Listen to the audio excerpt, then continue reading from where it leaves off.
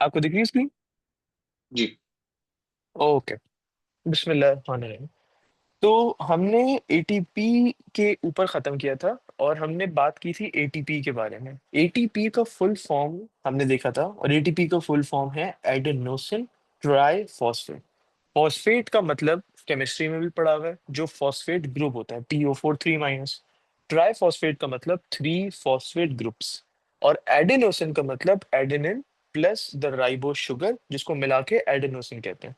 Again, अगर ये नहीं समझ आया हुआ हो तो चैप्टर 6 जो डीएनए रेप्लिकेशन एंड सिंथेसिस है, उसमें ये डिटेल में स्ट्रक्चर के साथ एटीपी का मॉलिक्यूल समझाया गया। इस चैप्टर में एटीपी के बारे में हमें क्या समझना है? इस पर्टिकुलर चैप्टर में हमें ये समझना है कि एटीपी एक ऐसा मॉलिक्यूल है जो कि एनर्जी को कैरी करता है। मतलब अगर कभी भी बॉडी में एनर्जी की जरूरत हो तो हम हमेशा एटीपी को याद करते हैं। एटीपी क्या करेगा? एटीपी केमिकली ब्रेक डाउन करेगा, और जब वो केमिकली ब्रेक डाउन करेगा तो वो एनर्जी रिलीज करेगा, और वो रिलीज हुई हुई एनर्जी हमारी बॉडी यूज करेगी। That's what the energy release from food example sugars is converted to ATP. अब ये दूसरा पॉइंट है, वो ये कि एक तो ये हम समझ गए कि एटीपी की जरूरत क्यों थी। वो ये, जब बॉडी को एनर्जी की जरूरत होती है तो एटीपी टूटता है, हमें एनर्जी मिलती है, बॉडी इसको यूज करती है। लेकिन ये एटीपी का मॉलिक्यूल फॉर्म कैसे हुआ? ये एटीपी मॉलिक्यूल फॉर्म हुआ through the process of respiration. So ATP is formed through the process of respiration.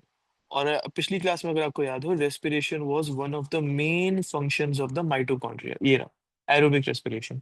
ये माइटोकॉन्ड्रिया में होने वाला एक प्रोसेस है, और इसलिए इसको माइटोकॉन्ड्रिया का फंक्शन भी कहते हैं, रेस्पिरेशन। रेस्पिरेशन मतलब, ये ओ लेवल में ये रिएक्शन पड़ा होगा कि ग्लूकोज प्लस ऑक्सीजन देता है कार्बन डाइऑक्साइड प्लस वाटर। तो इसको रेस्पिरेशन कहते हैं। तो इसमें हो क्या रहा है? ग्लूकोज जो मॉलिक्यूल है, जो कि असल में क्या होता है, ग्लूकोज होती है शुगर। ये अगले चैप्टर बायोलॉजिकल मॉलिक्यूल्स में डिटेल में समझा जाएगा। बट ये तो हमें नॉर्मली भी पता है, जो ग्लूकोज, जैसे कि कोई बीमार हो जाता है उनको ग्लूकोज की ड्रिप चढ़ाते हैं। Glucose is essentially the simplest sugar. अब ये जो ग्लूकोज है, ये ऑक्सीजन की प्रेजेंस में केमिकली ब्रेक डाउन होता है, और जब ये ब्रेक डाउन होता है उससे एनर्जी रिलीज होती है, और उस एनर्जी को यूज करके एटीपी बनाया जाता है। अब जब बॉडी को एनर्जी की जरूरत होती है तो एटीपी केमिकली ब्रेक डाउन करता है। अब एटीपी कैसे ब्रेक डाउन करता है? एटीपी ब्रेक डाउन करता है एक हाइड्रोलिसिस रिएक्शन में। I repeat, ATP chemically breaks down in an enzymatically controlled hydrolysis reaction। ये मैं लिख लूं, उसके बाद ये पूरा समझाता हूँ।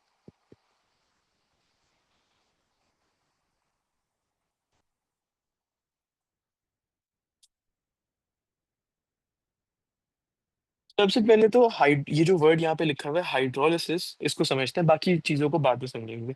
क्या आप मुझे हाइड्रोलिसिस का मतलब समझा सकते हो?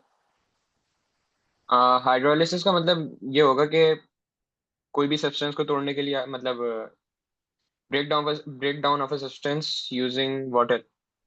बिल्कुल सही। लाइसिस मतलब ब्रेक डाउन और हाइड्रो मतलब वाटर हो गया, तो बे हाइड्रोलाइसिस ब्रेक डाउन। बेहतरीन, बेहतरीन।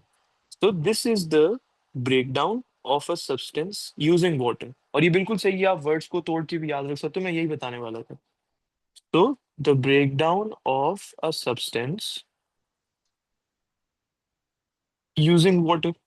तो अगर एटीपी की हाइड्रोलिसिस रिएक्शन हो रही है, एटीपी एक हाइड्रोलिसिस रिएक्शन में केमिकली ब्रेक डाउन हो रहा है, इसका मतलब कि एटीपी में हमने पानी डाला, वाटर डाला, H2O डाला, और वो केमिकली ब्रेक डाउन हो गया।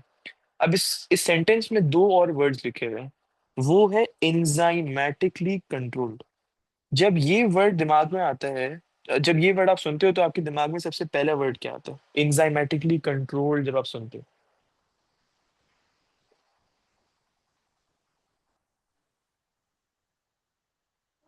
प्रोटीन्स।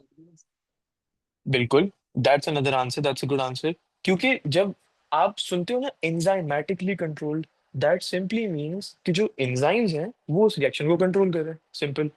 So enzymatically controlled मतलब enzymes are controlling the reaction, and again all enzymes are proteins, तो protein भी बिल्कुल सही जवाब है। So enzymes are controlling the reaction. तो अब इस सेंटेंस को दोबारा पढ़ते हैं। एटीपी वो मॉलिक्यूल जो कि कब टूटता है, जब बॉडी को एनर्जी की जरूरत होती है। ATP chemically breaks down in an enzymatically controlled hydrolysis reaction. मतलब ये ऐसे केमिकल रिएक्शन में टूटता है जिसमें हम पानी देंगे और हम एक एंजाइम को यूज करेंगे, तब ही वो टूटेगा। अब ये एंजाइम का नाम क्या है? ये आपकी A2 में आएगी, लेकिन मैं अभी सिर्फ नॉलेज के लिए यहाँ लिख देता हूँ, ये एएस में आपसे कभी नहीं पूछेंगे। इस एंजाइम का नाम होता है एटीपीएस एंजाइम। That's it. अभी याद रखने की जरूरत नहीं है, ये A2 में पूरा एक चैप्टर है रेस्पिरेशन का, उसमें आता है। अभी के लिए you just need to know ATP chemically breaks down in an enzymatically control hydrolysis reaction. इसके आगे कुछ जानने की जरूरत नहीं। यहाँ तक सही। अब जो अगला टॉपिक है वो मेजॉरिटी टीचर्स जो है वो पढ़ाते हैं, और आपकी बुक जो ब्लू बुक है पेंगुइन वाली, उसमें लिखा हुआ भी है कि it is not in the syllabus. लेकिन ये क्योंकि इतना ज्यादा सिंपल टॉपिक है तो ये पढ़ाया भी जाता है।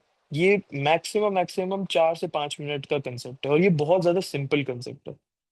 कभी कभार बिल्कुल ये सिलेबस में नहीं है और जो बुक में भी आपके लिखा हुआ है, लेकिन कभी कभार कैमरेज वाले क्या करते हैं कि किसी ना किसी तरीके से ये सवाल का जो कंसेप्ट है वो आपको अप्लाई करने के लिए पूछ लेते हैं, कि इन सम और द अदर वे एक ऐसा क्वेश्चन आता है जिसमें आपको एक कंसेप्ट अप्लाई करना पड़ता है। तो इस थ्योरी को समझ लेते हैं। ये जो थ्योरी है, इस थ्योरी का नाम है इंडोसिम्बायोंट थ्योरी। इस थ्योरी का नाम है इंडोसिम्बायोंट थ्योरी। अब लिखने से पहले पहले मैं वर्ड्स में समझा देता हूँ इस थ्योरी का मतलब क्या है, और ये थ्योरी हमें बताती क्या है। ये थ्योरी हमें ये बताती है कि हमने पढ़ा माइटोकॉन्ड्रिया के बारे में, आगे हम क्लोरोप्लास्ट के बारे में भी पढ़ेंगे। लेकिन माइटोकॉन्ड्रिया और क्लोरोप्लास्ट में दो चीजें हैं जो कि कॉमन है। वो ये कि दोनों माइटोकॉन्ड्रिया क्लोरोप्लास्ट में 70s राइबोसोम्स होते हैं, और उनमें सर्कुलर डीएनए भी होता है। अच्छा, यहाँ तक सही कि माइटोकॉन्ड्रिया और क्लोरोप्लास्ट में 70s राइबोसोम्स होते हैं और सर्कुलर डीएनए भी होता है। लेकिन एक मिनट, माइटोकॉन्ड्रिया क्लोरोप्लास्ट तो यूकैरियोटिक सेल्स में फाउंड होते हैं, और यूकैरियोटिक सेल्स में जो हमने चैप्टर के बिल्कुल शुरू में पढ़ा था, मैं वहां तक ले जाता हूँ। यूकैरियोटिक सेल्स में तो 80s राइबोसोम्स होते हैं, और उसमें लीनियर डीएनए होता है ना। तो अगर हम यूकैरियोटिक सेल्स को देखें तो उसमें क्या है, 80s राइबोसोम्स और लीनियर डीएनए। लेकिन यूकैरियोटिक सेल्स के अंदर तो माइटोकॉन्ड्रिया भी आता है और क्लोरोप्लास्ट भी आता है, और उन दो ऑर्गेनेल्स के अंदर 70s राइबोसोम्स और सर्कुलर डीएनए। ये दो फीचर्स किसके लिए कॉमन है? ये दो फीचर्स प्रोकैरियोटिक सेल्स के लिए कॉमन है ना। तो थ्योरी ये कहती है कि माइटोकॉन्ड्रिया और क्लोरोप्लास्ट पहले एंशियंट बैक्टीरिया थे। मतलब साइंटिस्ट ये मानते हैं कि ओरिजिनली बिल्कुल पुराने जमाने में माइटोकॉन्ड्रिया और क्लोरोप्लास्ट पहले खुद से एक पूरा का पूरा बैक्टीरिया थे, और अब वो यूकैरियोटिक सेल्स में रहते हैं। अच्छा, वो क्यों कहते हैं कि वो पहले बैक्टीरिया थे? इसीलिए क्योंकि उनमें फीचर्स ऐसी है ना बैक्टीरिया वाली, कौन सी? 70s ribosomes, circular DNA. लेकिन अब वो यूकैरियोटिक सेल्स में रहते हैं। सिंपल सी थ्योरी है। तो इसको जब मैं लिखता हूँ तो फिर मैं इसको रिपीट भी कर देता हूँ। तो the endosymbiont theory says mitochondria and chloroplast have 70s ribosomes. ये दो दो ऑर्गेनेल्स हैं जो जिनके 70s राइबोसोम्स होते हैं एंड सर्कुलर डीएनए। अच्छा, ये दो ऐसी फीचर्स हैं, ये पहली फीचर 70s राइबोसोम्स और ये दूसरी फीचर सर्कुलर डीएनए। ये दो ऐसी फीचर्स हैं which is common या which is present in prokaryotic cells.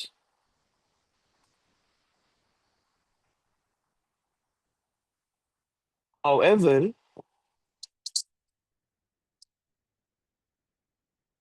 mitochondria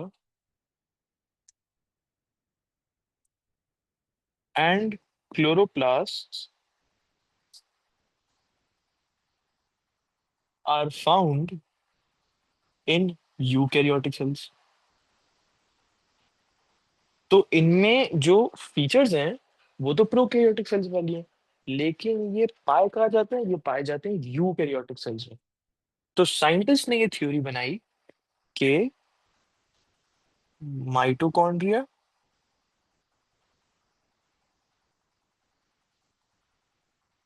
and chloroplast were first ancient bacteria. तो वो पुराने जमाने में बैक्टीरिया होते थे, लेकिन क्योंकि इतनी ज्यादा एवोल्यूशन आई है इस दुनिया में और इस एज में, इस अर्थ पे इतनी एवोल्यूशन आई है कि they now live inside eukaryotic cells. Again ये कोई सच बात नहीं है, ये सिर्फ साइंटिस्ट ने एक थ्योरी प्रेजेंट की है इन ऑर्डर टू एक्सप्लेन के क्यों ये यूकैरियोटिक सेल में रहते हुए फिर भी इनमें प्रोकैरियोटिक सेल वाली फीचर है। ये सिर्फ एक थ्योरी साइंटिस्ट ने बनाई है। तो ये मुझे बताओ, ये आप थ्योरी आपको समझ आई? जी। अच्छा, इस थ्योरी चल, से मेरा क्वेश्चन है। जी जी। जैसे दूसरा पॉइंट लिखा है, however mitochondria and chloroplast are found in eukaryotic cell. हम्म। तो इसमें तो न्यूक्लियस में भी राइबोसोम्स होता है और उनका साइज भी 70s होता है, तो इसमें न्यूक्लियस का क्यों नहीं जिक्र किया? न्यूक्लियस में कौन सा वाला न्यूक्लियस, प्रोकैरियोटिक सेल का या यूकैरियोटिक सेल का? प्रोकैरियोटिक सेल का।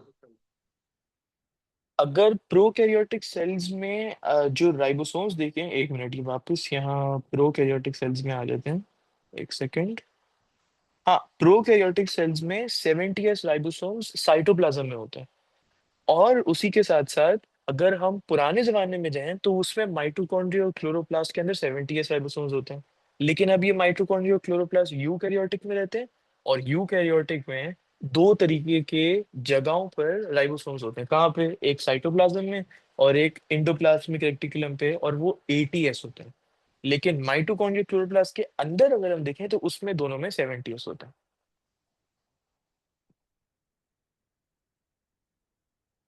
सही।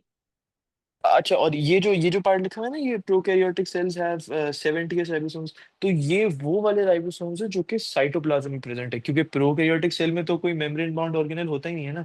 उसमें क्लोरोप्लास्ट भी नहीं होता, माइटोकॉन्ड्रिया भी नहीं होता, न्यूक्लियस भी नहीं होता। ये बात समझ आया आपको?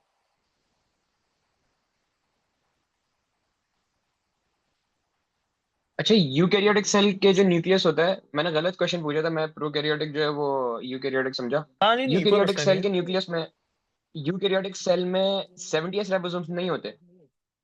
यूकैरियोटिक सेल न्यूक्लियस में तो कोई राइबोसोम्स नहीं होते ना।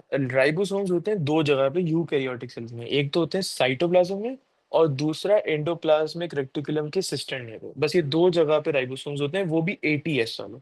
लेकिन अगर यूकैरियोटिक सेल्स को ओवरऑल देखा जाए तो उसमें साइटोप्लाज्म के साथ साथ माइटोकॉन्ड्रिया भी होता है और क्लोरोप्लास्ट भी होता है। अगर उनके अंदर देखा जाए, माइटोकॉन्ड्रिया क्लोरोप्लास्ट के अंदर, तो उसमें 70s मिलेंगे। तो ये ऐसे है कि ये जैसे यूकैरियोटिक सेल है ना, और ये मैंने यहाँ पे लिख दिया साइटोप्लाज्म, और ये यहाँ पे मैंने बना दिया रफ एंडोप्लाज्मिक रेटिकुलम। तो अगर यहाँ पे कोई राइबोसोम है तो ये है एटीएस। अगर इसके सिस्टरने पे in the endoplasmic reticulum which is found in the cytoplasm, इसके सिस्टरने पे कोई राइबोसोम है तो मैं बोलूंगा एटीएस। लेकिन इसके अंदर माइटोकॉन्ड्रिया भी होता है, इसके अंदर से मुझे राइबोसोम मिलेगा तो मैं बोलूंगा ये 70s है।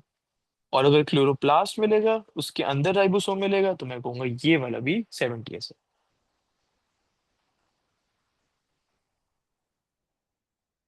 और सही। अच्छा, एक और क्वेश्चन मुझे ये भी पूछना था कि जो हाँ, 80s राइबोसोम्स होते हैं, उस पे जो लार्ज सब यूनिट होता है उसका साइज 60s होता है, और जो स्मॉल सब यूनिट होता है उसका साइज 40s होता है। तो ये तो दोनों मिला के 100s हो जाएंगे, तो ये 80s कैसे हुआ? ये जो लार्ज सब यूनिट और स्मॉल सब यूनिट वाली जो स्केल्यूलर मेजरमेंट्स है ना, ये आपकी सिलेबस में है ही नहीं, क्योंकि उसमें बहुत कॉम्प्लेक्स ज्यादा कैलकुलेशंस आती हैं कि 60s और 40 नहीं, ये सिंपली एडिशन नहीं होता ना कि 60 + 40 100 हो गया। एक लार्जर सब यूनिट है, एक स्मॉलर सब यूनिट है, फिर एक में राइबोसोमल प्रोटीन्स आते हैं, एक में राइबोसोमल आरएनए आता है। तो ये जो इंडिविजुअल सब यूनिट्स का एस है ना, स्वेडबर्ग यूनिट्स, ये जानने की जरूरत नहीं है। बस के दो तरीके के राइबोसोम होते हैं, एक 70S होता है और एक 80S होता है। That's all which is in your syllabus. सही है। सही। सो मैं आगे बढ़ूँ या आपको कोई सवाल है, वापस पूछ लो, कोई मसला नहीं है। नहीं, और कोई क्वेश्चन नहीं है। ओके। अच्छा, तो जो अगला ऑर्गेनल था वो था वैक्यूल्स। वैक्यूल्स ना, इसमें अगर आप बुक में देखो तो इतने ज्यादा फंक्शंस लिखे हुए हैं उसके, लेकिन जो जिस तरीके से मैंने वैक्यूल्स को पढ़ा ना, मैंने एक ट्रिक सीखी थी और उससे सारे ही फंक्शंस एक साथ याद हो गए। तो मैं अभी सबसे पहले वो बताता हूँ। उससे पहले हम समझते हैं वैक्यूल्स को एनिमल सेल्स में वर्सेस वैक्यूल्स को प्लांट सेल्स में। तो अगर हम एनिमल सेल्स की बात करें, एनिमल सेल्स के जो वैक्यूल्स होते हैं आर स्मॉल टेम्पररी वेसिकल्स। मतलब इनको इतने छोटे होते हैं कि इनको वैक्यूल भी नहीं बोला जाता, इनको सिंपली वेसिकल बोला जाता है। वेसिकल वो याद होगा अगर आपको, वो तो जो एंडोप्लाज्मिक रेटिकुलम से बड ऑफ करता है एक्सोसाइटोसिस, या वो गोल्जी वेसिकल, वो इतने छोटे से होते हैं। इतने ही छोटे से वैक्यूल्स जो एनिमल सेल्स में होते हैं इनको वेसिकल कहते हैं। तो इतने, वो जो प्लांट सेल में हम देखते हैं एक बड़ा सी बीच में स्ट्रक्चर बना हुआ है, वो जो लार्ज परमानेंट वैक्यूल होता है, वो प्लांट सेल्स में होता है। एनिमल सेल्स में ऐसा कुछ नहीं होता, सिर्फ स्मॉल टेम्पोररी वेसिकल्स होते हैं। जब उन वेसिकल्स का जो फंक्शन है वो खत्म हो जाता है तो वो ऑटोमेटिकली डेड हो जाते हैं, उनको डाइजेस्ट कर लिया जाता है। अच्छा, मुझे अब ये बता सकते हो कि वेसिकल्स को डाइजेस्ट कौन करता है एनिमल सेल्स में?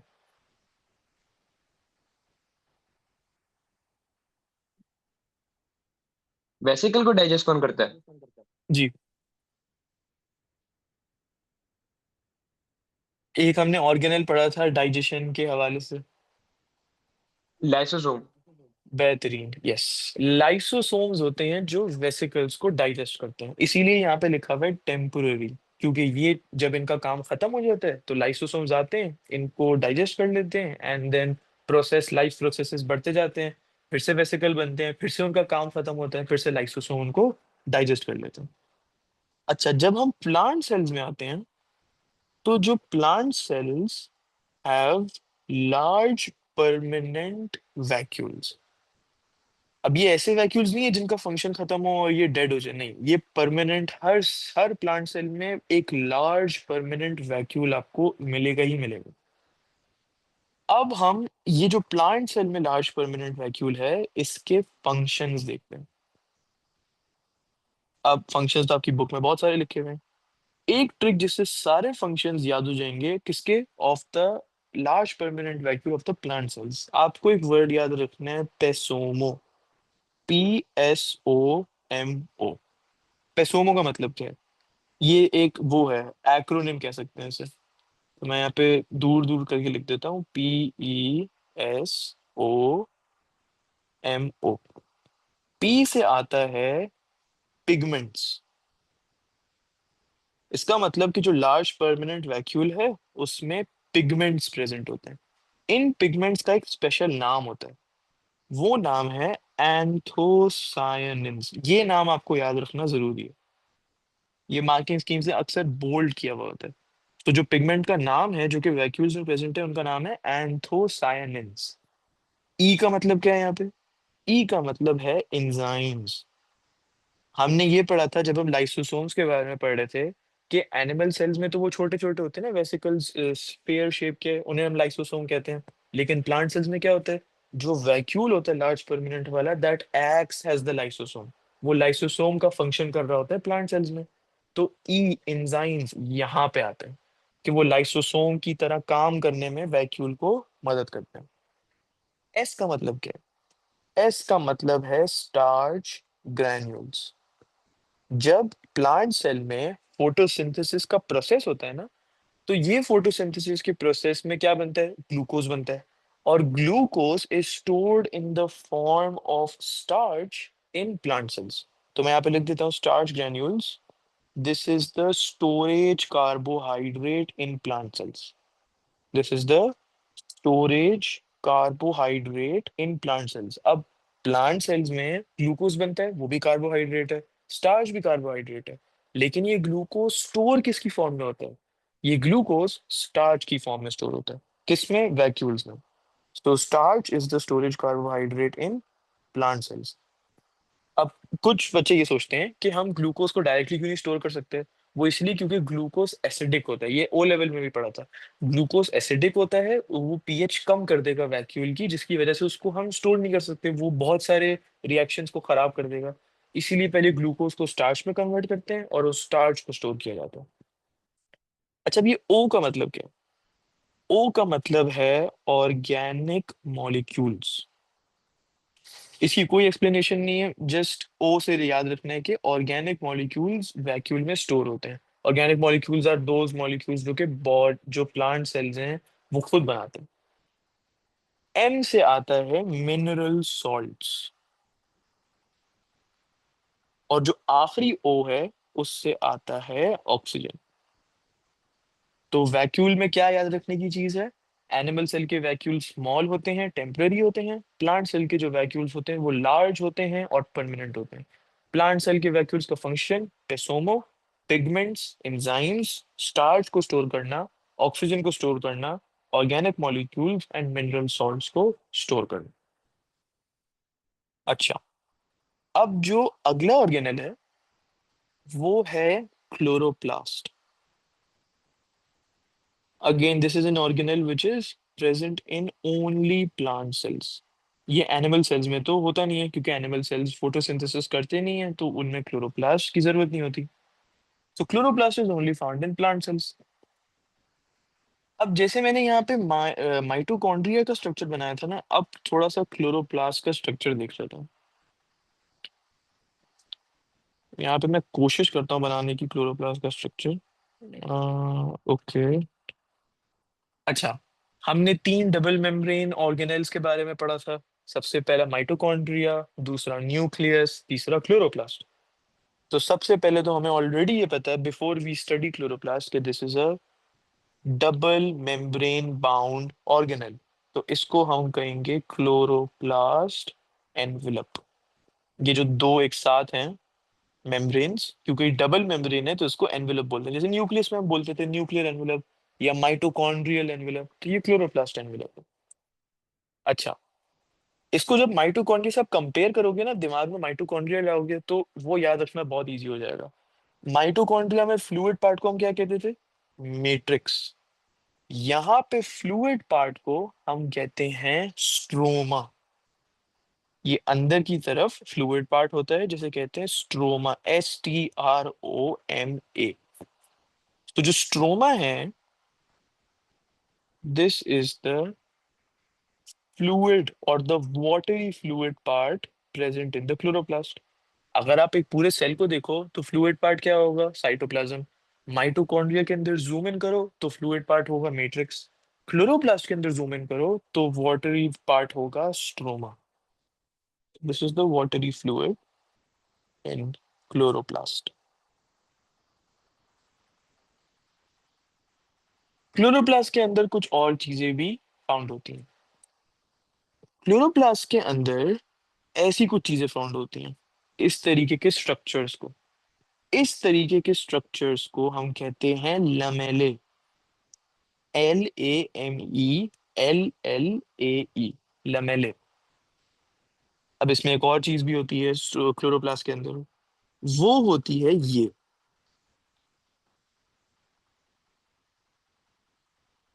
ये सैक लाइक स्ट्रक्चर्स होते हैं।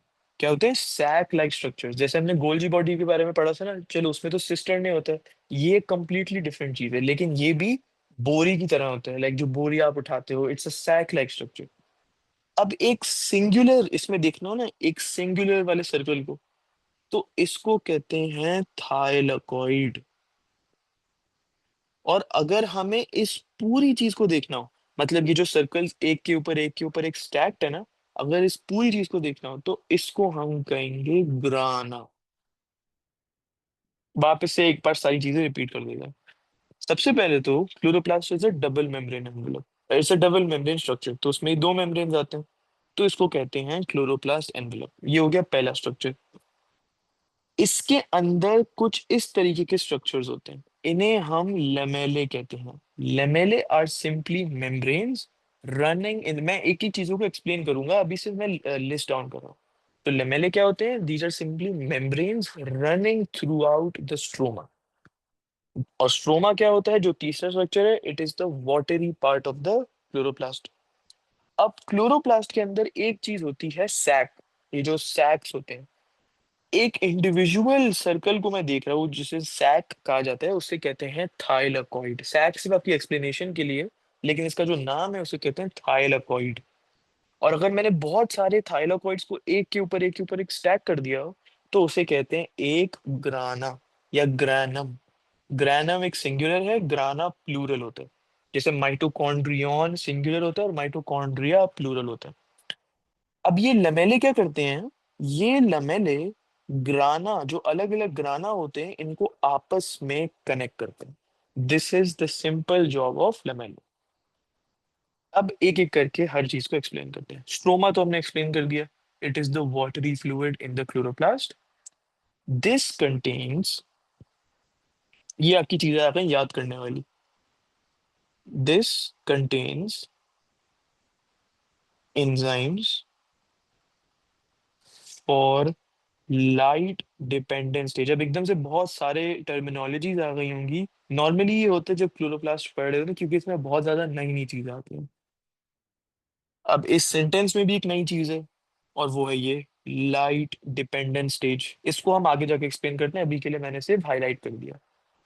तो इसमें एंजाइम्स होते हैं, इसमें स्टार्च ग्रैन्यूल्स होते हैं, वैक्यूल में भी होते हैं, और क्लोरोप्लास्ट में भी स्टार्च ग्रैन्यूल्स होते हैं। इसमें वो याद है एंडोसिम्बायोन थ्योरी, तो इसीलिए इसमें 70s राइबोसोम्स भी होते हैं, और इसमें सर्कुलर डीएनए भी होता है। ये सारी चीजें किसमें होती हैं? ये सारी चीजें स्ट्रोमा के अंदर होती हैं। अच्छा, अभी एक मिनट यहाँ पे पॉज करते हैं। जो फोटोसिंथेसिस का जो प्रोसेस है, वो फोटोसिंथेसिस के प्रोसेस में हमने आईजीसीएसई के लेवल तक ये पढ़ा था क्या, कि क्लोरोप्लास्ट के अंदर क्लोरोफिल होता है। क्लोरोफिल लाइट को ऑब्जॉर्ब करता है, और ये लाइट जो होती है ये यूज होती है फोटोसिंथेसिस का प्रोसेस करने के लिए। और ये वो प्रोसेस था कि 6CO2 + 6H2O बनाता है C6H12O6 + 6O2। यहाँ पे क्या हो रहा है? 6 moles of carbon dioxide plus 6 moles of water बनाते हैं 1 मोल किसका? ग्लूकोज का। And 6 moles of oxygen. ये था हमारा फोटोसिंथेसिस का रिएक्शन। और ये कहाँ पे होता है? ये क्लोरोप्लास्ट में होता है। अब ये जो फोटोसिंथेसिस का रिएक्शन है ना, ये इतना सिंपल नहीं है कि इसके अंदर क्लोरोफिल है, क्लोरोफिल ने लाइट अब्सॉर्ब की, और ये लाइट को यूज करके ग्लूकोज बना लिया। ऐसे नहीं होता। फोटोसिंथेसिस के प्रोसेस में दो पार्ट्स होते हैं। सो फोटोसिंथेसिस हैज 2 पार्ट्स। एक बार मैं कंप्लीट करूं, फिर ओवरऑल पूरी समझ देता हूँ। फोटोसिंथेसिस के 2 पार्ट्स में सबसे पहला पार्ट होता है लाइट डिपेंडेंट स्टेज,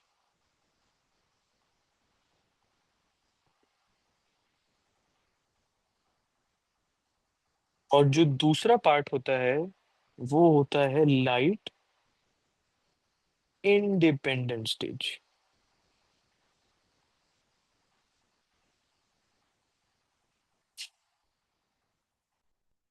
अब लाइट डिपेंडेंट स्टेज में क्या होता है और लाइट इंडिपेंडेंट स्टेज में क्या होता है, और इन दोनों में फर्क क्या है, पहले इसमें थोड़ा सा जूम इन करते हैं। तो मैंने इस साइड पे लिख दिया लाइट डिपेंडेंट स्टेज। अगेन ये दो स्टेजेस कौन से हैं? ये दो स्टेजेस हैं वो जो फोटोसिंथेसिस के प्रोसेस में होते हैं। फोटोसिंथेसिस का जो प्रोसेस होता है वो इन दो स्टेजेस पे बेस्ड होता है, light dependent and light independent stage. ये जान के काफी थोड़ी बहुत तो हैरानी हो रही होगी कि जो फोटोसिंथेसिस है उसमें एक ऐसा भी स्टेज है जिसमें लाइट की जरूरत ही नहीं है, लाइट इंडिपेंडेंट स्टेज वो भी है। अब ये कैसे होता है इसको समझते हैं। फोटोसिंथेसिस के प्रोसेस में सबसे पहला स्टेज जो है वो है लाइट डिपेंडेंट। और जब ये स्टेज, ये जो उसमें रिएक्शन होते हैं कंप्लीट हो जाते हैं, उसकी उसके बाद होता है लाइट इंडिपेंडेंट स्टेज। अब ये लाइट डिपेंडेंट रिएक्शंस क्या हैं? लाइट इंडिपेंडेंट रिएक्शंस क्या हैं, ये पूरा चैप्टर 13 है A2 में। कोई टाइम जाया नहीं करेंगे इसको समझने में। एएस के लिए क्या हमें समझना है कि लाइट डिपेंडेंट रिएक्शंस होते हैं इनसाइड द थाइलाकॉइड्स। वो याद है वो छोटे वो सैक लाइक स्ट्रक्चर्स ये वाले, यहाँ पे होते हैं लाइट डिपेंडेंट रिएक्शंस। और क्योंकि इसके वर्ड से ही आप समझ सकते हो लाइट डिपेंडेंट मतलब ये ऐसा रिएक्शन है, ऐसा स्टेज है जो कि लाइट पे डिपेंडेंट है, तो it requires light, simple as that. Light independent stage जो है वो होता है इन द स्ट्रोमा। अब यहाँ पे एक लाइन है जो आपको समझनी है, वो लाइन क्या, the chemical energy, the chemical energy produced in the light dependent stage, which is step 1 or stage 1, is used to fix carbon dioxide, is used to fix carbon dioxide। Fix carbon dioxide का मतलब क्या है, कोई नट या bolt थोड़ी है जिसको हमें फिक्स करना होगा। फिक्स कार्बन डाइऑक्साइड यहाँ पे मतलब है to convert carbon dioxide into glucose. यहाँ पे फिक्स का मतलब ये दिया हुआ है, फिक्स इसलिए वर्ड यूज करते हैं ताकि बच्चों को समझने में आसानी हो कि कार्बन डाइऑक्साइड के साथ हो क्या रहा है। कार्बन डाइऑक्साइड के साथ हो ये रहा है कि उसको कन्वर्ट किया जा रहा है ग्लूकोज प्लस ऑक्सीजन में, जो कि फोटोसिंथेसिस का प्रोसेस है। अब हम ये बहुत ज्यादा डिटेल में चले गए क्योंकि अब मैं इसको समरी देता हूँ पूरी चीज की। हमने बात की क्लोरोप्लास्ट की। क्लोरोप्लास्ट सिर्फ और सिर्फ प्लांट सेल्स में फाउंड होते हैं। क्लोरोप्लास्ट में डबल मेम्ब्रेन स्ट्रक्चर होता है और उस डबल मेम्ब्रेन स्ट्रक्चर को कहते हैं chloroplast envelope. Point number 1। Point number 2, उसमें वाटरी जो पार्ट होता है क्लोरोप्लास्ट का, वाटरी फ्लूइड वाली जो जगह होती है, उसको हम स्ट्रोमा कहते हैं। अब थोड़ी सी बात स्ट्रोमा की यहाँ पे हमने की कि it is the watery fluid in the chloroplast and this contains enzymes for the light dependent stage. अब आप सोच रहे हो कि मैंने यहाँ पे लिखा हुआ है कि लाइट इंडिपेंडेंट स्ट्रोमा में होता है, लेकिन मैंने यहाँ पे लिखा हुआ है लाइट डिपेंडेंट स्टेज। तो ये भी तो देखो कि ये जो थाइलाकॉइड है ये कहाँ पे है? ये स्ट्रोमा में ही है ना। तो in other words it contains the enzymes for the light dependent stage also. अच्छा, इसमें स्टार्च ग्रैन्यूल्स होते हैं, 70s राइबोसोम्स होते हैं, सर्कुलर डीएनए होता है। इस पॉइंट में कोई एक्सप्लेनेशन की जरूरत नहीं है आई थिंक। अब हमने फिर थोड़ी सी बात की फोटोसिंथेसिस की, कि फोटोसिंथेसिस जो कि क्लोरोप्लास्ट में होता है उसमें दो स्टेजेस होती हैं, एक होती है लाइट डिपेंडेंट और एक होती है लाइट इंडिपेंडेंट। लाइट डिपेंडेंट में लाइट की जरूरत होती है, लाइट इंडिपेंडेंट में it does not require light. Light dependent stage कहाँ पे होता है, थाइलाकॉइड के अंदर। लाइट इंडिपेंडेंट स्टेज कहाँ होता है, स्ट्रोमा के अंदर। और लाइट इंडिपेंडेंट स्टेज में केमिकल एनर्जी जो कि इस स्टेज में प्रोड्यूस हुई हुई होती है with the help of light, उसको यूज करके कार्बन डाइऑक्साइड को क्या किया जाता है, फिक्स किया जाता है, मतलब उसको कन्वर्ट किया जाता है ग्लूकोज में और ऑक्सीजन में, AKA फोटोसिंथेसिस करी जाती है। यहां तक हमारी बात की थी। अब बात करते हैं जो दूसरी चीजें क्लोरोप्लास्ट के अंदर फाउंड होती हैं। हमने क्लोरोप्लास्ट एनवेलप की बात कर ली और स्ट्रोमा की बात कर ली। अब ये थाइलाकॉइड को मैं जूम इन करके जरा दिखाता हूँ। ये मैंने एक यहाँ पे थाइलाकॉइड बनाया। थाइलाकॉइड की जो मेम्ब्रेन है ना, उसे क्या कहेंगे, बहुत सिंपल, थाइलाकॉइड मेम्ब्रेन। कोई इसमें स्पेशल नाम नहीं है, थाइलाकॉइड की मेम्ब्रेन को थाइलाकॉइड मेम्ब्रेन कहते हैं। और यहाँ पे, अच्छा अब मुझे ये बताओ कि हमने माइटोकॉन्ड्रिया के बारे में पढ़ा था। माइटोकॉन्ड्रिया में जो स्पेस है उसको कहते हैं इंटर मेम्ब्रेनस स्पेस। तो अगर हम बात करें थाइलाकॉइड के अंदर, उसके अंदर स्पेस है तो उसको हम क्या कहेंगे।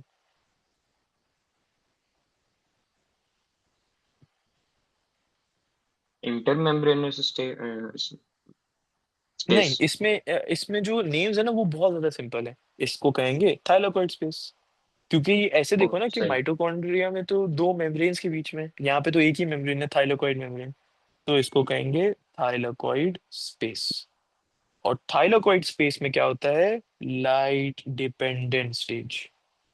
So this is the site, this is वो जगह जहां पे लाइट डिपेंडेंट स्टेज होती है। हमने इसकी भी बात कर ली, क्लोरोप्लास्ट एनवेलप की, स्ट्रोमा की भी बात कर ली, थाइलाकोइड की भी बात कर ली। अगर मैं बहुत सारे थाइलाकोइड्स को एक के ऊपर एक स्टैक करूंगा ना, इस तरीके से, एक के ऊपर एक स्टैक, तो वो पूरी चीज बनाएगी एक ग्रानम। GRANUM, ये जरूरी टर्मिनोलॉजी है, 1 ग्रानम। ग्रानम के बारे में कुछ स्पेशल नहीं है, सिर्फ बहुत सारे थाइलाकोइड्स ज्वाइन टुगेदर, सिंपल। अब आखिरी चीज, लमेले। लमेले को कभी कभार लमेले को कभी कभार स्ट्रोमा लमेले भी कहा जाता है।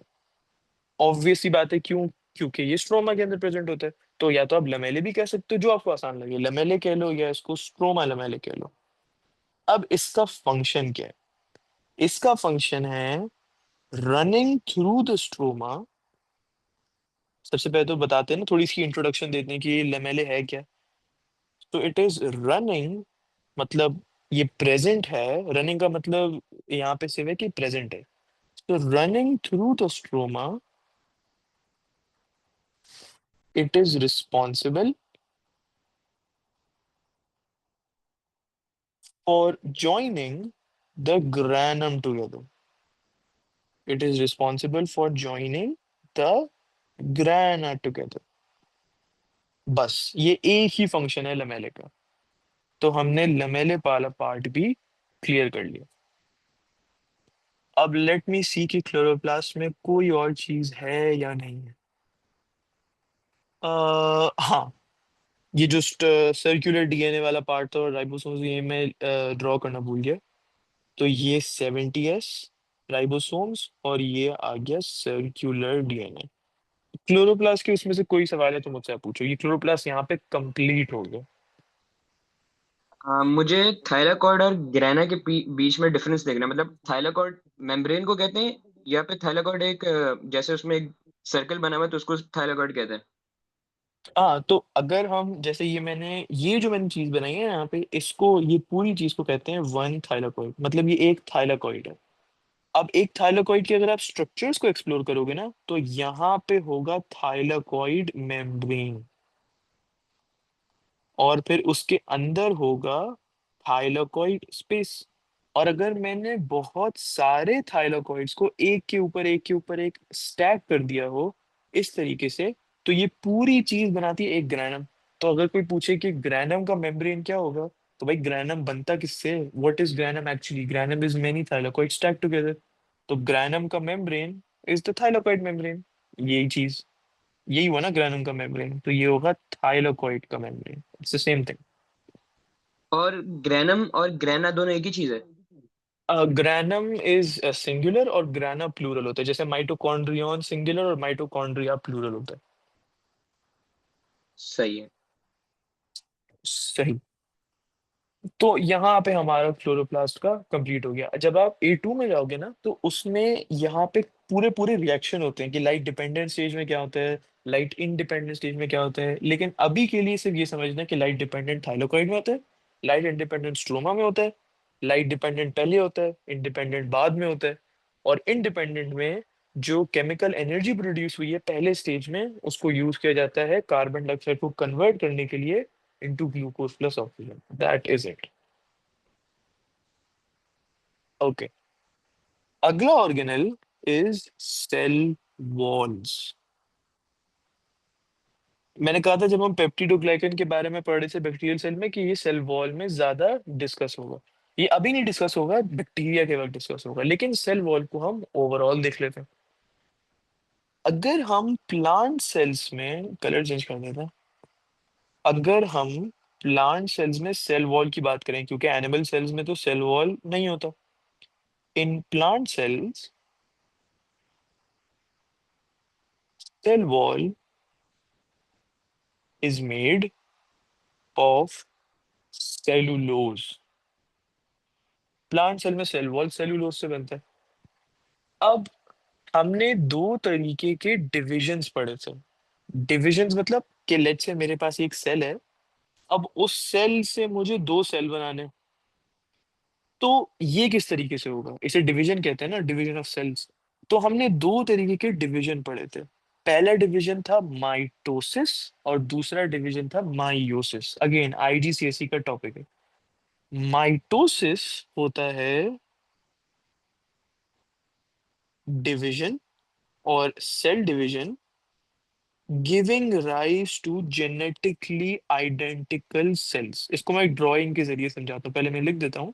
Cell division giving rise to genetically identical cells. मतलब लेट्स से मेरे पास ये एक सेल था, इसको सेल नंबर 1 कह देता हूँ। इसने किया माइटोटिक डिवीजन, मायोसिस नहीं किया, इसने किया माइटोटिक डिवीजन या माइटोसिस। तो उससे सेल नंबर 2 और सेल नंबर 3 प्रोड्यूस हुआ। माइटोसिस में cell number 1 is equal to cell number 2 which is equal to cell number 3। मतलब क्या है इसका, ये cell 1 cell 2 and cell 3 exact same है, उनमें कोई डिफरेंस नहीं है। जब शुरू में सेल 1 डिवाइड करता है तो जाहिर सी बात है सेल 2 और सेल 3 छोटे होते हैं, सिर्फ उनकी साइज में फर्क होता है अगर उनको 1 से कंपेयर करें। लेकिन अगर आप थोड़ा सा टाइम दें, like after some time, all of these cells become the exact same. उनकी साइज सेम होती है, उनकी विड्थ सेम होती है, उनके अंदर जो डीएनए होता है वो सेम होता है। लेकिन मायोसिस में ऐसा नहीं होता। मायोसिस में जो क्रोमोसोम्स का जो नंबर है वो आधा हो जाता है। वो याद है आपने आईजीसीएसई में पढ़ा था, डिप्लॉइड और हैप्लॉइड वाला कंसेप्ट। जी। हाँ, तो वो ये था कि डिप्लॉइड का मतलब होता है 46 क्रोमोसोम्स। तो एक सेल में, आपकी बॉडी में कोई भी सेल ले लें, उसमें 46 क्रोमोसोम्स होंगे। जब मायोसिस होता है तो दो सेल्स बनते हैं, पहले सेल में 23 और दूसरे सेल में 23 क्रोमोसोम्स होंगे। This is meiosis. माइटोसिस ये है, यहाँ पे 46 है ना, दो सेल बनेंगे, पहले सेल में भी 46 होंगे, दूसरे सेल में भी 46 होंगे। तो पहला दूसरा और तीसरा सारे सेल एक ही होता है, इसे माइटोसिस कहते हैं। तो टॉपिक पे वापस आए हैं।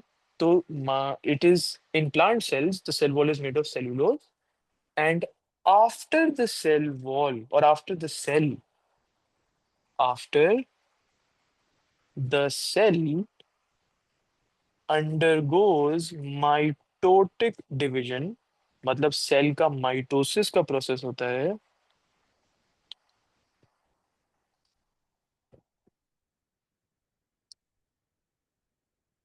The first cell wall made, the first cell wall made is called primary cell wall. मतलब अगर मेरे पास सेल नंबर 1 था, उसने माइटोसिस का प्रोसेस किया जिससे सेल नंबर 2 प्रोड्यूस हुए, सेल नंबर 3 प्रोड्यूस हुए। अब सेल नंबर 2 और सेल नंबर 3, ये जो दो अलग अलग सेल्स हैं, इनमें जो सबसे पहला सेल वॉल होगा ना प्लांट सेल्स वाला, उसे कहते हैं प्राइमरी सेल वॉल। ये पूरी बात हम प्लांट सेल्स की ही कर रहे हैं। सो लेट्स से आया cell number 1, divides to form cell number 2, cell number 3। ये वाला जो सेल वॉल है, ये जो मैं रेड में हाईलाइट कर रहा हूँ, और ये वाला जो सेल वॉल है, just the first cell wall, सबसे पहला सेल वॉल माइटोसिस के बाद बनने वाले को कहते हैं primary cell wall. So this is the first point. Second point ये है कि सेल वॉल में होता क्या है। Cell wall consist of parallel fibres.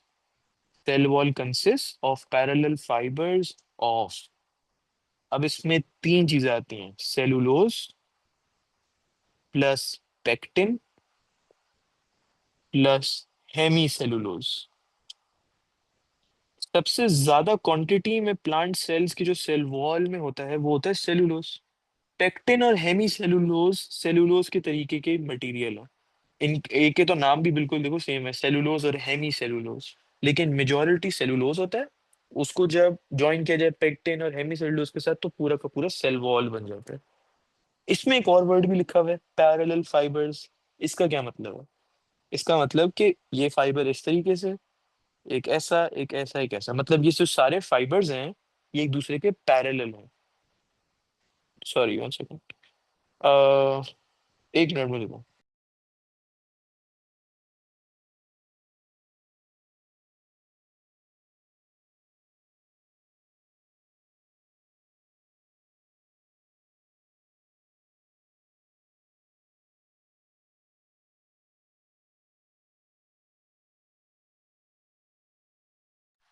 हाँ सॉरी, आपको चेन दिख रही है? जी। हाँ, तो ये जो पैरेलल फाइबर्स होते हैं, मतलब फाइबर जो के पैरेलली प्लेस्ड हैं, इनको साथ में अगर देखा जाए तो ये एक सेल वॉल बनती है। तो ये इस बात का मतलब है कि cell wall consist of parallel fibres of cellulose plus pectin plus hemicellulose. एक मिनट पानी पी लूं।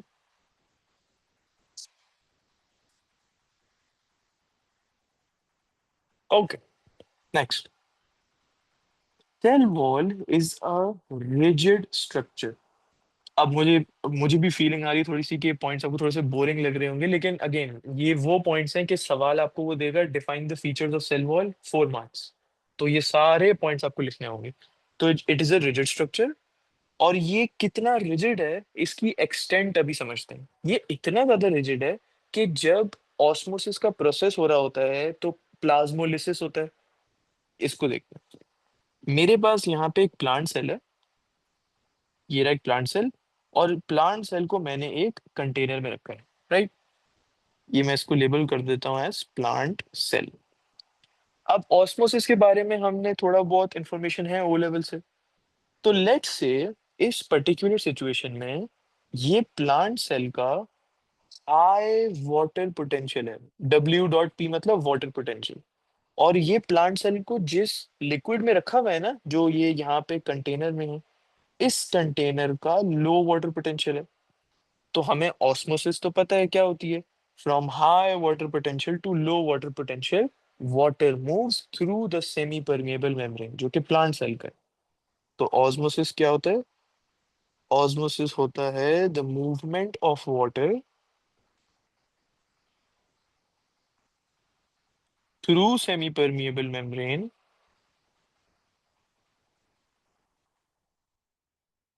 the movement of water through the semi-permeable membrane from high to low water potential।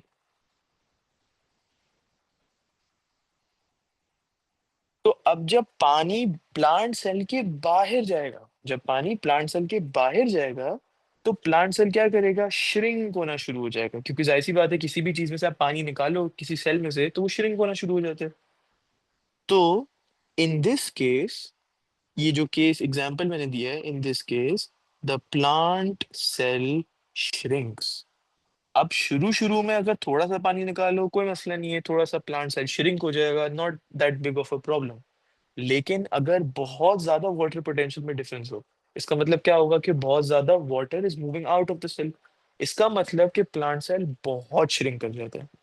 इतना श्रिंक कर जाता है कि वो प्लाज्मोलाइज हो जाता है। What is plasmolysed? प्लाज्मोलाइज ये होता है कि मैंने यहाँ पे प्लांट सेल बनाया है। मैंने इसका प्लांट सेल के साथ मैंने इसका ये सेल वॉल बनाया है। अब नॉर्मली किसी भी हम प्लांट सेल को देखें ना, तो ये जो सेल मेम्ब्रेन और सेल वॉल है ये आपस में अटैच्ड होते हैं। प्लाज्मोलिसिस या प्लाज्मोलाइज होना प्लांट सेल का ये मतलब है कि ये सेल मेम्ब्रेन सेल वॉल से डिटैच हो गया। मतलब पानी इतना ज्यादा निकल गया, प्लांट सेल इतना श्रिंक हो गया कि ये सेल मेम्ब्रेन अंदर की तरफ आने लगता है। अब हमने ये तो पढ़ा है कि सेल वॉल एक रिजिड स्ट्रक्चर है। सेल वॉल बोलेगा मैं क्यों हिलूं, पानी निकला है ना, मुझे तो कोई मसला नहीं हुआ। तो इतना ज्यादा वो सेल वॉल एक रिजिड स्ट्रक्चर है कि सेल मेम्ब्रेन उसमें से डिटैच हो जाता है ताकि प्लांट सेल श्रिंक हो सके। तो इसे कहते हैं प्लाज्मोलिसिस। ये एग्जांपल समझाने का मतलब क्या था? ये दिखाने के लिए कि सेल वॉल कितना ज्यादा रिजिड है। तो इट्स अ रिजिड स्ट्रक्चर। अब इस सेंटेंस को कंप्लीट करते हैं। So much so that during exosmosis, exosmosis मतलब ऐसा टाइप का ऑस्मोसिस जहां पे पानी प्लांट सेल से बाहर गया। ये एक्सो इसलिए लिखा हुआ है, एक्सो मतलब बाहर जाना। तो एक्सोस्मोसिस ये वर्ड्स आपको हेल्प करेंगे, एक्सोस्मोसिस, एंडोस्मोसिस। तो ये एक्सो एंडो का मतलब समझ लो clearly. So it's a rigid structure, the cell wall, so much so that during exosmosis in plant cells, the cell surface membrane detaches from the cell wall. Cell wall बोलेगा मैं क्यों shrink करूँ, क्योंकि मैं तो rigid structure हूँ। So it detaches from cell wall. Cell wall अपनी position पे खड़ा रहता है। और ऐसी सिचुएशन में प्लांट सेल हो जाता है प्लाज्मोलाइज्ड, और इस प्रोसेस का नाम है प्लाज्मोलिसिस। अब सेल वॉल मेनली किससे बनता है? सेलुलोज से। Cellulose is a straight polymer. Straight polymer मतलब कि ये इस तरीके का पॉलीमर नहीं है, इट्स अ स्ट्रेट पॉलीमर, मतलब ये जो फाइबर बनाते हैं ये भी बिल्कुल स्ट्रेट होते हैं। It's a straight polymer. तो the fibres have high tensile strength. Tensile strength को हम ऐसे समझ सकते हैं, सपोज आपके पास एक रबर की बॉल है, राइट? एंड सपोज आपके पास एक बास्केटबॉल है। अगर आप रबड़ की बॉल के अंदर पंच करोगे तो वो आसानी से पंच हो जाएगा ना, एकदम से वो श्रिंक कर जाएगा क्योंकि आपने इतनी ज्यादा फोर्स लगाई है। लेकिन अगर आप एक बास्केटबॉल को पंच करोगे या एक बॉलिंग बॉल को पंच करोगे जो कितनी भारी होती है, तो आपको ही लगेगा, क्योंकि वो इतनी ज्यादा भारी होती है, वो श्रिंक तो करेगी नहीं।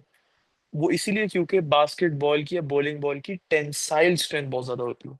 और सेलुलोज भी यही मदद करता है सेल वॉल की, क्योंकि सेल वॉल में सेलुलोज है और सेलुलोज की टेंसाइल स्ट्रेंथ ज्यादा है। इसलिए सेल वॉल, जितना पानी का प्रेशर आ जाए, जितना पानी सेल के अंदर आ जाए, कभी भी प्लांट सेल फटेगा नहीं, it will never burst. Why? Because of the cell wall. And ये कौन सा प्रोसेस है? ये एंडोस्मोसिस का प्रोसेस है। ये मैं रिपीट कर देता हूँ। एंडोस्मोसिस में पानी सेल के अंदर आता है। जितना भी पानी सेल के अंदर आ जाए, the plant cell will never burst because of the cell wall. लेकिन क्योंकि एनिमल सेल्स में सेल वॉल नहीं होता, तो उसमें हम ये देखते हैं कि एनिमल सेल बर्स्ट कर जाते हैं बहुत आसानी से। Okay, next point, second. As the cell matures, जैसे जैसे सेल मेच्योर करता है, more layers of cellulose fibre, more layers of cellulose fiber is added। अब जब सेल सबसे पहले बना था तो उस सेल वॉल को हम क्या कहते थे? प्राइमरी सेल वॉल या प्राइमरी लेयर। अब क्योंकि सेल मेच्योर हो रहा है तो इसको हम कहेंगे secondary layer. This secondary layer is formed.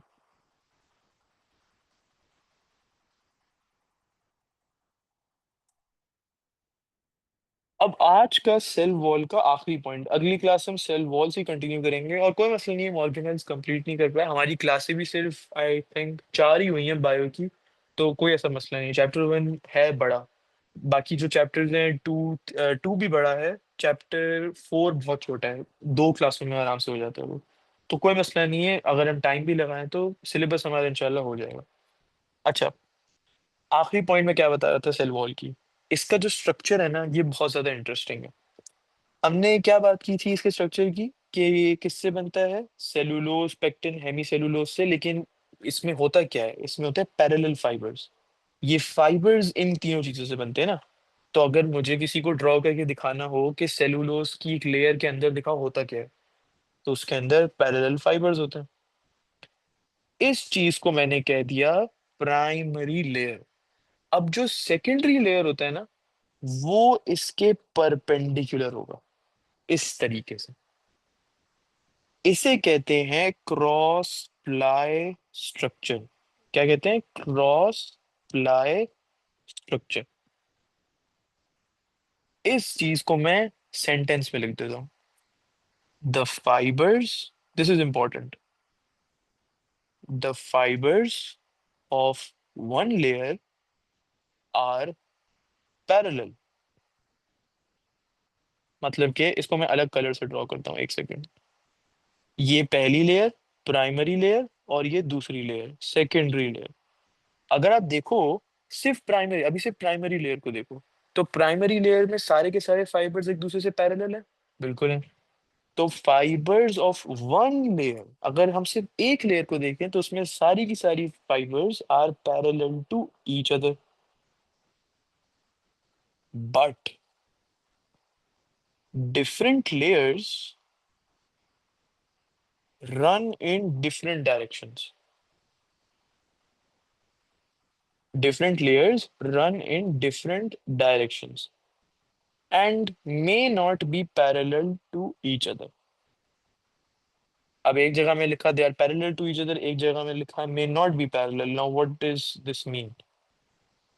इसको मैं कंप्लीट कर देता हूँ, may not be parallel to each other.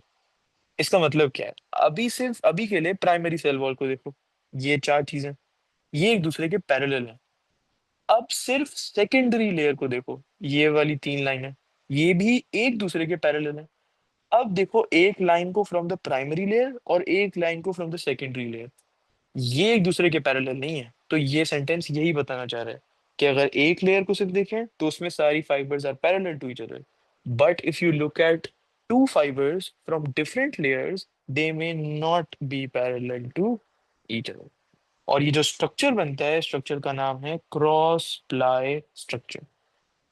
आज के लिए यहीं तक रखते हैं, कोई भी सवाल है तो आप मुझसे पूछ लो। क्वेश्चन ये है कि क्रॉस प्लाई स्ट्रक्चर मुझे बिल्कुल ऐसा ही नाम याद रखना है, ये मतलब ये बिल्कुल वाला नाम हाँ, इंपॉर्टेंट है। बिल्कुल ये वाला नाम इंपॉर्टेंट, तभी मैंने इसको वो सर्कल भी किया हुआ है, क्योंकि क्रॉस प्लाई स्ट्रक्चर में ये जो छोटी छोटी चीजें होती है ना, ये पॉइंट मैं कंप्लीट कर देता हूँ, यही मुझे बोलना था आखिरी। अच्छा याद दिला दिया आपने।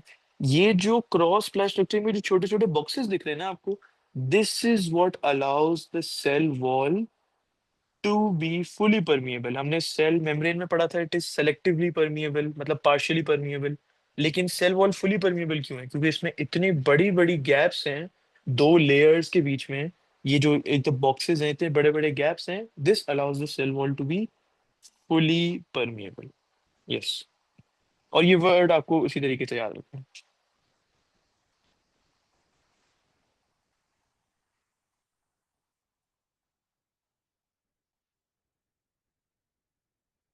Anything else?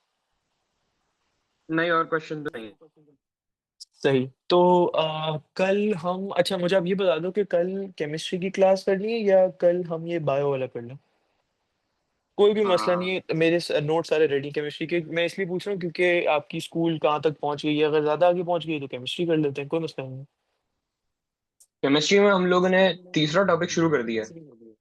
राइट, तो फिर हम केमिस्ट्री ही करेंगे, फिर अब अगली जो तीनों क्लास होंगी वो केमिस्ट्री करेंगे। अच्छा सही है। संडे, संडे में शायद थोड़ा सा चेंज आएगा मुझे। अब क्लास खत्म हो गई है, मुझे अब ये बताओ, डू यू वॉच क्रिकेट?